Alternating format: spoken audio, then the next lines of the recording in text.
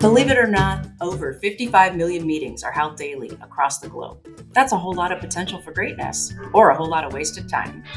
Here's the hard truth. Up to 70% of meetings are considered unproductive by the people who attend them.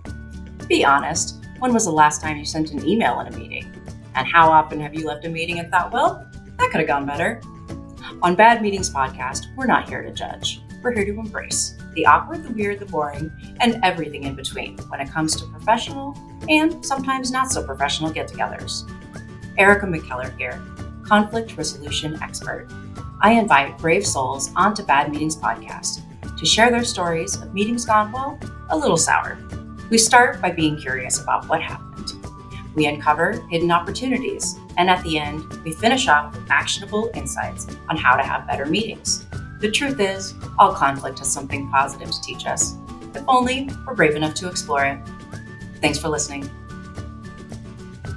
Hey there, Erika McKellar here, welcoming you to Bad Meetings Podcast.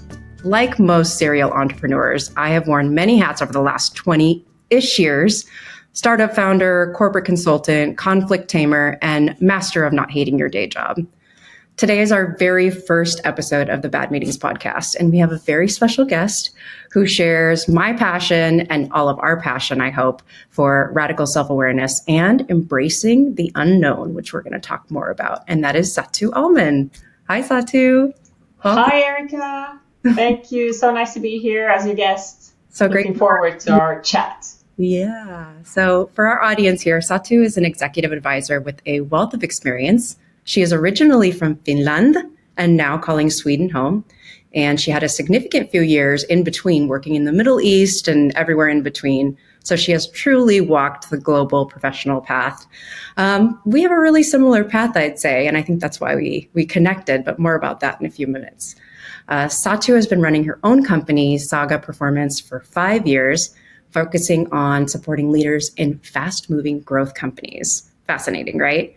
And whether she's cultivating healthy, high-performing cultures, building resilience, which we'll definitely talk more about, practicing self-leadership, or navigating the unknown, her work combines behavior, mindsets, and well-being with business success.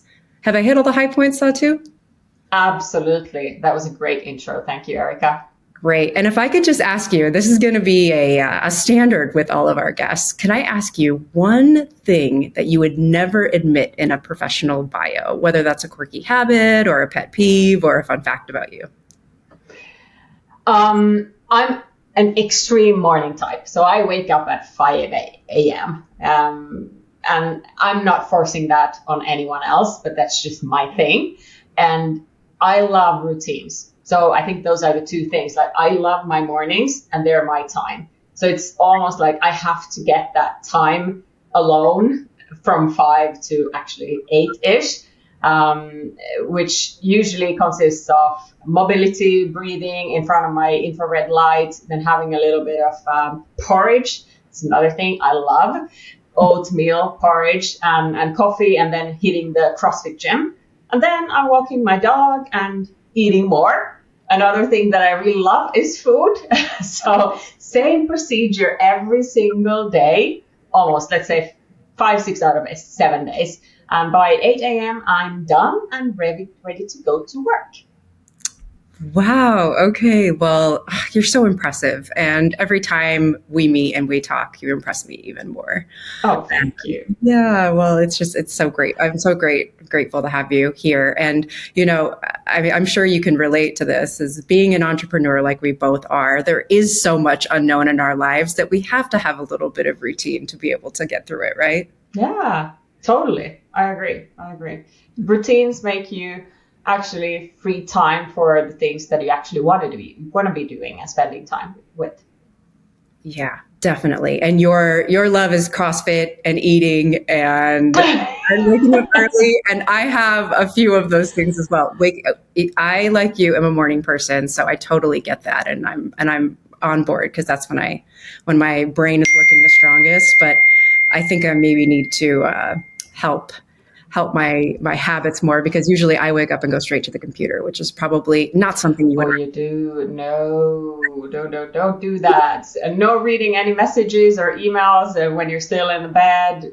Just take some time for yourself, 30 minutes, something like that, at least. Yes, slap me on the wrist. That's okay. Yes.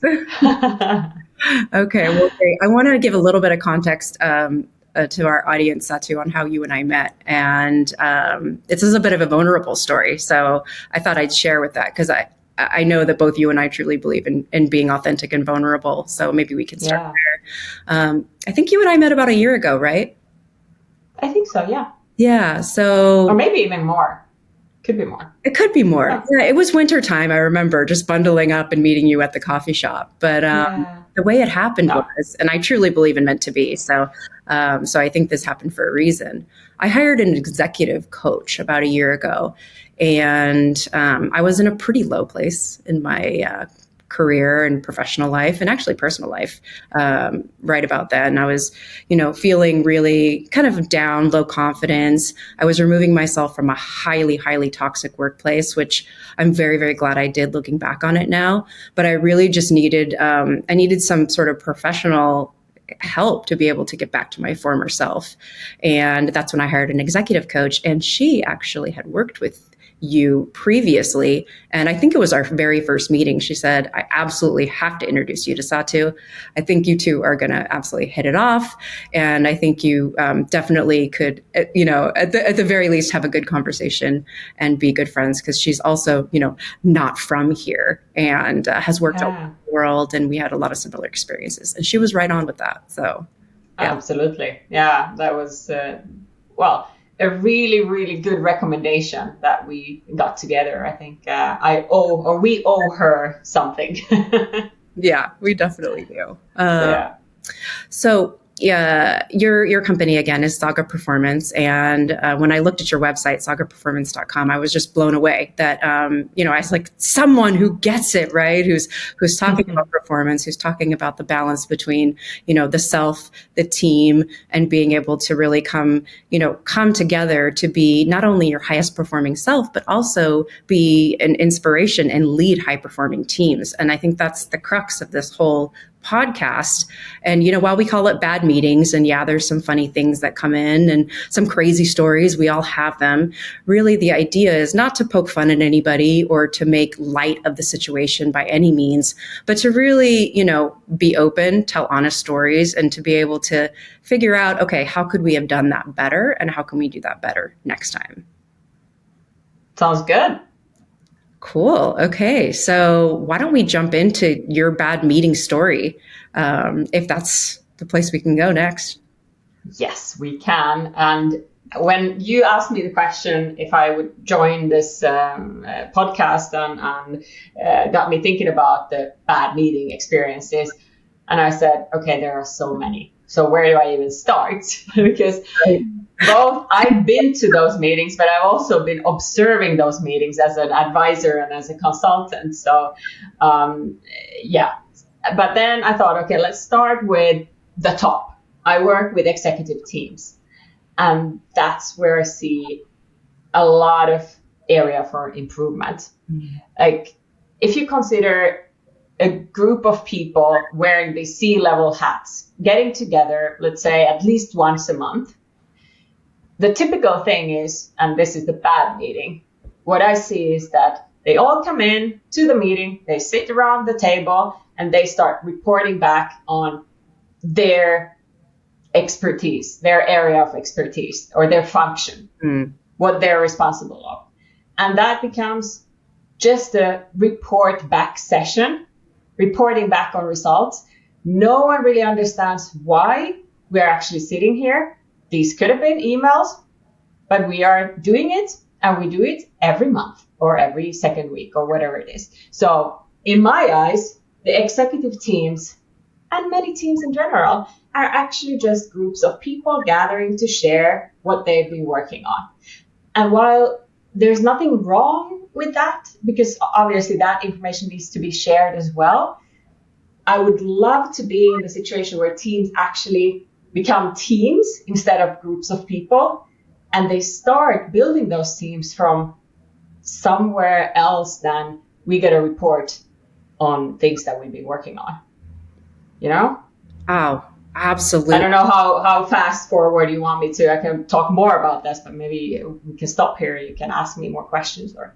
Yeah, no, we're definitely going to dig into that. So that'll be the meat of the conversation. And I love your example because I think I'm in one of those meetings like almost every day, or or at least once a week, right? And it's really nobody's fault.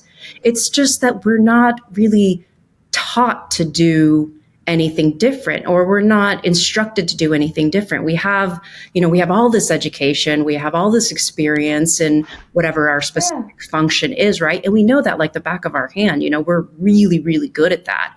And when we get into these group meetings, what else are we going to talk about, right? We haven't been taught how to hold good meetings, how to prepare for good meetings. And maybe it's also not that we don't know how, but we don't have the time to do it because people, haven't set up their ways of working or the rules of engagement in advance, so that you can come to a meeting and say, oh, you know what, I did read, I had the pre-read. I know exactly what you've done. I know your results over the past month.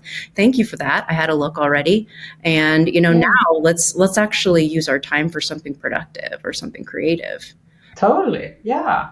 So in the worst case scenario, it is really a waste of time and talent and money, which happens all the time, all around the globe, whether it's online or actually sitting face to face in the meetings.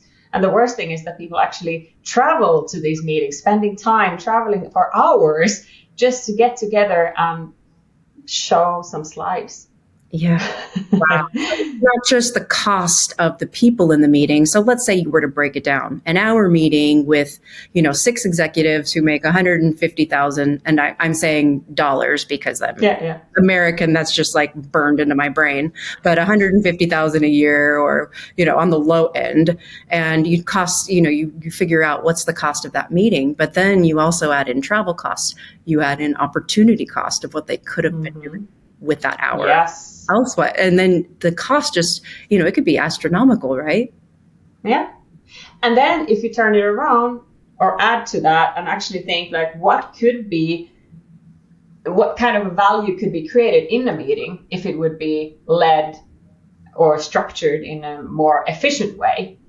Like if we would have a starting point for the whole group of people, the team, which would be a shared goal, shared vision, why do we exist, and then start building the routines to support that, and not just having functions, C-levels or whoever is in the meeting sitting around the table. So then we would be able to almost calculate, okay, so we have this amount of people spending this amount of hours in a year in these executive team meetings, and we know that we're actually creating value. Because we think that by sitting together, we are going to be able to lead this company towards whatever it is. I like that. We're almost like going back, like the theory of evolution, right? Like why, or the philosophy, why do we exist? Right. I'd like to dig in a little more to that because I haven't really thought about this. How often would you say that an executive team, let's go to this executive team. Let's just, paint a picture of 6 executives sitting around a table. They're in, let's say, they all have their different functions that they're experts in. They're all across the globe. They fly in together, spend a load of money to stay at a nice hotel. They're sitting in a conference room. How would that first meeting look from the perspective of you as an advisor, executive advisor? Right. Yeah. Very good question. I think there are a couple of things that we need to define. One of it is actually, why does the team exist? Mm-hmm. So what is the reason for us to be spending time together? What is the upside? What is the value that we think and hope that we can create by putting all these strengths in one room in the same time? And then if we are able to do that, we also need to be simultaneously understanding what are the strengths of the people? What are they bringing to the table? Not just based on their functions. I know that a CFO typically talks about the economical situation and the figures and that, and then we have the marketing and sales. I don't mean that because that's sort of the obvious. It's more about who do we have around the table as personalities? What are their strengths as individuals? And what are also their pitfalls? because that's when we start going deeper into how well does a team work together. What are the tendencies when we have potential conflicts? How are people going to act and behave and communicate? How do we avoid too many conflicts and so on? So we really need to fine tune and understand all the treats that we have in this room around the table so that we can get the best out of and really unleash the power of a good, well working team. I love that. Okay. And, I was actually having this same debate just this last couple of days on why this type of work is so important. And a lot of people, I've done the Myers-Briggs, I've done blah, blah, blah, right? Yeah. But it's more than that. It's not saying, these are your results. This is who you are. This is who you always are. It's what are my tendencies, right? Taking a hard look in the mirror first, and then saying, how do I typically respond in, group scenarios or with people who are not like me or with people who are just like me, which can, sometimes be more, fire and gasoline if you have really, conflict styles, people that are really, more aggressive, more willing to go for it. You have two of those people in a room and look out, right? Absolutely. Yeah. And we also need to understand who has the tendency to speak more, who has the willingness and the leadership desire in those meetings, and also to challenge that, because a lot of times, it's the CEO who is leading those meetings. Is that the right thing to do? Could we have a rotational chairmanship on those executive team meetings? And that's something I always recommend at least to try out to see, okay, how do we feel after a meeting when the CFO was leading it instead? So we got to put people in different places where they normally would be seated, because it's too comfortable. Yeah. Because if we're just comfortable, and also this leads to daring to speak up and challenge each other. If we don't dare, we're not being creative enough. We might be missing out on opportunities. We might not be innovative. I'm not saying that all meetings should be innovative and creative. There's a time and place for all types of discussions. And some discussions should be just pure operation strategy, numbers, etc. But that's also something that the team itself needs to agree on. What type of meetings do we want to have? How do those meetings and their content and the way we run those serve our purpose and the vision? And how are they going to support us as a team and as an organization so that we can serve, the executive team can serve the organization better? I love that. So it's it's almost like you have rules of engagement for meetings, right? And number one, everyone needs to agree on the purpose of those meetings. And if we could all just do that one thing, could we imagine how much more productive our meetings would be? Right. How often have you been into a meeting and you're like, why am I here again? Like, really? And and I think I'm reading a book called The Art of Gathering. Have you read that?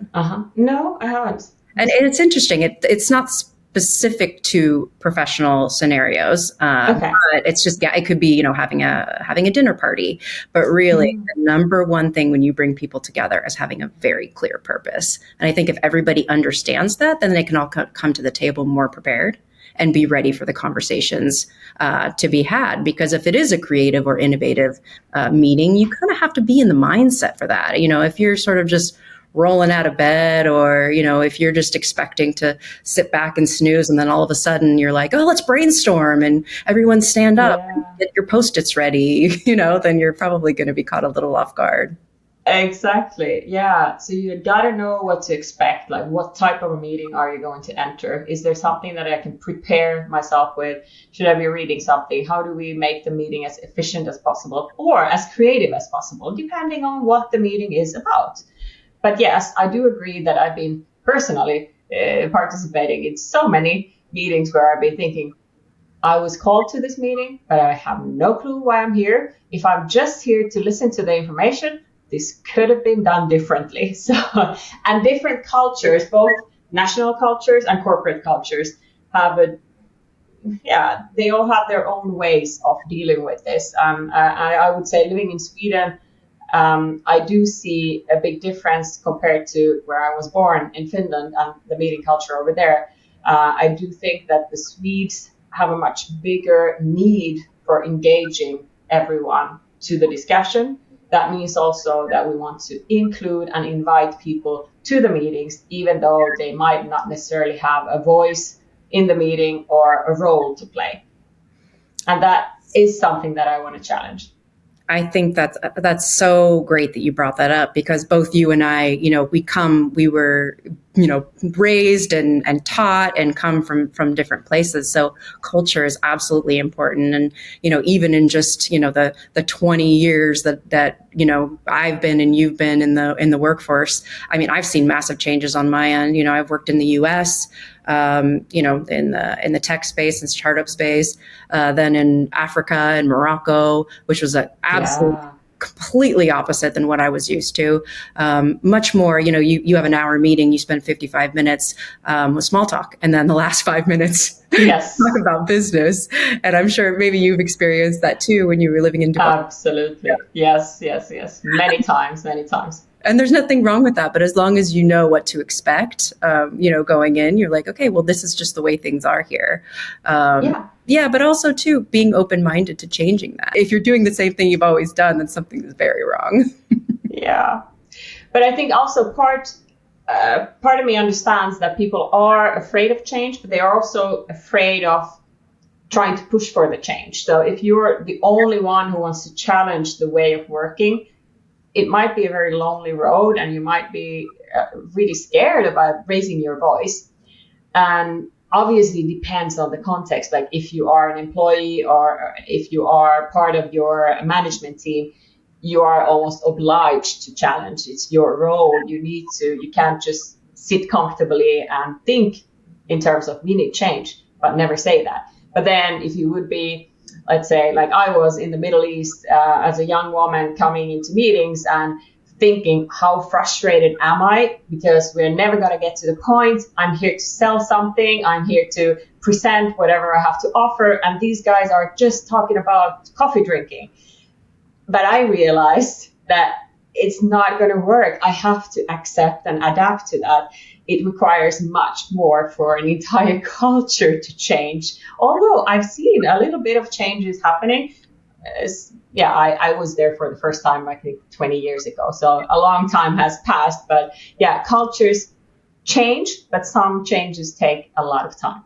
It's like moving an ocean liner, turning an ocean liner. It takes a long time to do that. So getting an entire organization, even if it's a small organization, but everyone rowing in the same direction or moving in the same direction, it takes a lot. And, I think that, there's definitely a top-down impact that needs to happen. There can be a lot done from the bottom up, but really, in my experiences, it takes the leaders to be able to make a change like that. What do you think? Yes, definitely. You need to set the example of how willing you are to change and change course or change the culture, or even just adapt to a changing environment that might require that you change your habits of working or ways of working. And I still keep on thinking that, like, how many people don't speak up, even if their role is on the top level, and they should be speaking up. But I think it's two things. People are way too comfortable, and the other thing is that fear gets in the way. And what I like to tell my clients, like when they are in meetings and they say, okay, I would love to challenge that because I think we should be looking at this from the different angle, but I don't dare to say out loud that this is not necessarily my opinion, but in my role as participant in this team, I think it is my responsibility to raise this question and actually get us to look to this situation from the other angle. And it doesn't mean that I'm the bad person coming up with a lot of changes and I'm trying to make everyone's life miserable. So it's just the way you bring things up. A little bit of a sidetrack, but I think important for people to also reflect on. No, not at all. And I'm going to do exactly that right now. I'm going to play devil's advocate, if that's all right. So, yes. You have the executives, it's a group of 6 executives sitting in a room, and you have, let's say, 3 talker-uppers. That's what I call them, a talker-upper or speaker-upper, right? You're someone who's very has no problem saying what you think. And then you have 3 people who are maybe ones who like to process information more and respond later. Is it the responsibility of everybody in the room to speak up at that moment and say what they think?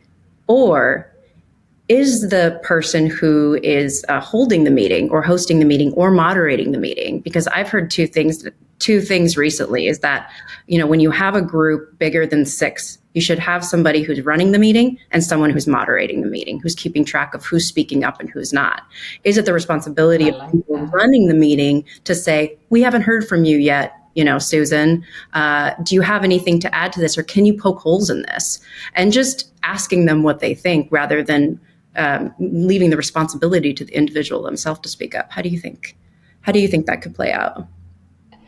I think both. I think it has to come from a culture of we invite everyone to speak. That's a starting point. And I do think that these guys who talk the most, or girls, the people, I think they need to invite as well. They need to be smart enough to push the pause and stop button when it comes to their own messaging, and leave room for others. And that means you got to be skilled enough to ask open questions and also give time for people who might be actually spending more time in reflecting and then maybe coming back with their suggestion. So yeah, we got to learn how to interact and take everyone's personalities into consideration. And at the same time, the people who are more quiet also need to take the responsibility, and they might just speak up and say, I would like to challenge that, or I would actually like to come back with another thought, or even if I would be agreeing with that, but I don't have it right now. Can I think about it and come back later, or whatever is suitable? So yes, in communication, I think everyone has a responsibility. But I do think that, yes, if we have 2 people who are running the show, if we have the chairman and we have the moderator, or whatever the roles are called, they do have a slightly bigger responsibility to make it work. Okay, great. Yeah, I mean, that's exactly in line with the experiences that I've had, right? That now I'm going to wrap all of this up, and let me know if I've hit all the points correctly. So, we're talking about an executive meeting, 6 people around the table. You're saying that step 1 is, why do we exist? The group coming together saying, why is it that we're here? Why do we have this team? Why are we here together? What can we accomplish together? That's step 1. Did I get the first one right? Yes, perfect. Okay. Number 2, everyone taking a hard look in the mirror and understanding their tendencies, and are they speaker-uppers? Are they people who tend to need to process, and really saying, okay, this is me, this is what I bring to the table, and this is my strengths and my weaknesses. That would be number 2. Okay. Yes, I would openly discuss that, and even ask if you know each other well. Like, what do you think? What are my tendencies? What have you seen? What are my typical pitfalls when we are having these meetings? And then someone might say, you're always the one who sits quietly. And that could be a surprise for me. Like, wow, okay. And I was just utilizing my strength, which was being very analytical or whatever. So, yeah. I love that. It reminds me of a story myself when I was leading a team building workshop, and it's 5 dysfunctions of a team. It's a classic, team building structure, and it's by the table group. And one of the very last exercises of this 2-day workshop. So everyone's exhausted, maybe they went out the night before, they're sort of feeling like they're opened up, they're vulnerable, they're feeling a little bit emotional. And I had a group of maybe 10 IT people, and mostly in IT, the majority tends to be men in those groups. So a lot of analytical, I think there was only 1 or 2 women in the room. And by the end, we did this exercise where you say about everybody on the team, you go around and say one thing that you appreciate about them and one thing that they can work on. And I'm telling you, nice. This entire group of men were bawling their eyes out. telling each other why they appreciated each other and what they could do better or Wow. be better on. And it was such an incredible moment in my mind, because we walked into this workshop, they were all so skeptical of this work. And they're like, why are we doing this? This is fluffy stuff, blah, blah, blah. And then they're all bawling at the end. So I love that suggestion. Definitely, you see yourself in a different way than other people see you. And it's really important to get that feedback from them, but you have to have a certain level of trust to do that, right? Yes. Yeah. Totally. And what are your suggestions on building trust within teams to be able to make those assessments and make sure that the other person, isn't hurt by what you're saying or doesn't take it in the wrong way? I think that's also a process, a very important and crucial process for any team to be able to truly collaborate and be a team. I think it requires also outside the team or the team meeting activities. So don't underestimate time spent outside the meeting room as well. Yeah. Although a lot of people think like, that's fun to do, that's the dinners, but that could be the fact that brings you to closer as a team. But then it also requires the understanding of why trust is important. So the fundamentals of how is a team going to be working better together if we have trust, and to understand the theories and the tools behind it, and then having really open communication with the right tools. So if we talk about sharing feedback to each other, we need to have tools and the strategies. We need to learn how to give and receive feedback before we can actually start doing that, because that's when we become vulnerable. And if we don't know how to do that correctly, it could really hurt someone. So it's a combination of understanding the theoretical frameworks and having the tools, and then it is actually about spending time together. I love that. What do you think? That's where the 55 minutes of talking about coffee drinking comes in. Right? Yeah, totally. Right. So yeah, I think that trust factor is so important, and you can't rush that. That just takes time. Yeah. You got to be open enough for that as well, and lose your the focus on yourself. Yeah. Opening towards others rather. And that's where a third party like you as an executive advisor could come in, and a leadership advisor could come in and be that neutral third party. So if you feel uncomfortable saying, hi, you do this, or this is something I've observed about you, you could say it out loud or essentially to the third party, right? And help them. Yeah. That's what mediators are for and moderators are for, right? Absolutely. To be sort of buffer in between people. Okay, great. So we have the why do we exist? Taking the hard look in the mirror, taking a hard look in the mirror as a team and telling each other what you see as well, which doing all of those things builds trust. And then being open to change, being open to doing things differently. So there we have 5 things that we can do to have better meetings. And this is such foundational stuff. And Satu, I wonder, am I missing anything that we talked about?